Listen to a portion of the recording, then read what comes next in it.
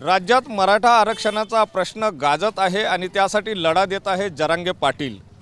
जरांगे पाटील हे नाव सगळ्या महाराष्ट्राला परिचित झालेलं आहे। मात्र आपल्यासोबत नागपुरामध्ये अशा एक हुबेहूब जरांगे पाटील दिसणारे आहेत। भाऊ, काय नाव तुमचं? नाव तुम्ही अगदी जरांगे पाटलांसारखे दिसता। काय?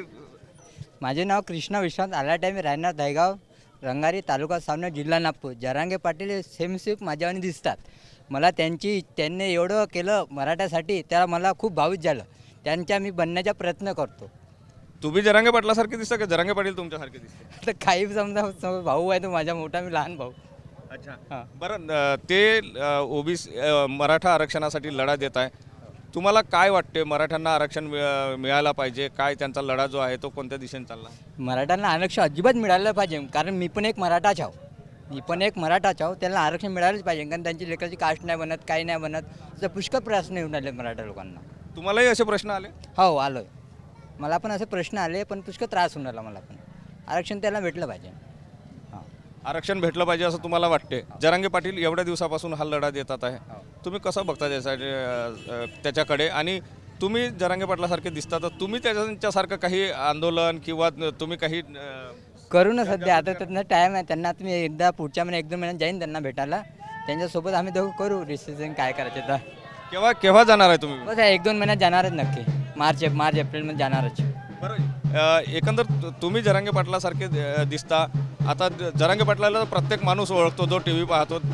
मग अशामध्ये तुमच्याकडे लोक येतात भेटायला तुम्हाला?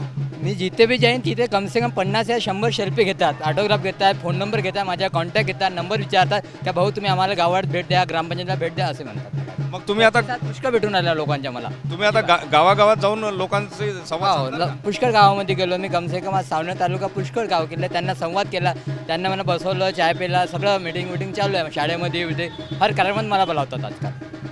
नक्कीच आपण जर बघितलं तर हुबेहूब जरांगे पाटलांसारखे हे दिसते। कदकाठीसुद्धा त्यांची जी आहे ती अगदी तशीच असल्याचं पाहायला मिळते आहे। आणि ते जे आहे त्या लोक त्यांच्याकडे येऊन सेल्फी काढतात। गावागावात गेले तर लोक त्या ठिकाणी जमतात, जरांगे पाटील म्हणून त्यांची भेट घेतात। त्यांनासुद्धा असं वाटतं की मराठ्यांना आरक्षण मिळालं पाहिजे। ते सुद्धा स्वतः एक मराठा आहे, त्यामुळे मराठ्यांच्या आरक्षणासाठी मी जरांगे पाटलांना सुद्धा जाऊन भेटणार आहे आणि त्यांच्यासोबत आंदोलनातसुद्धा जाण्याचे ते तयारी दाखवतात आहे। कॅमेरामन साईसह सुनील ढगे, TV9 मराठी, नागपूर, पाटण सावंगी।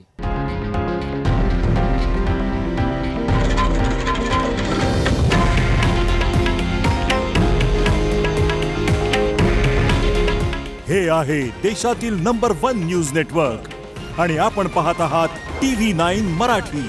काळजी तुमची, हित महाराष्ट्राचं।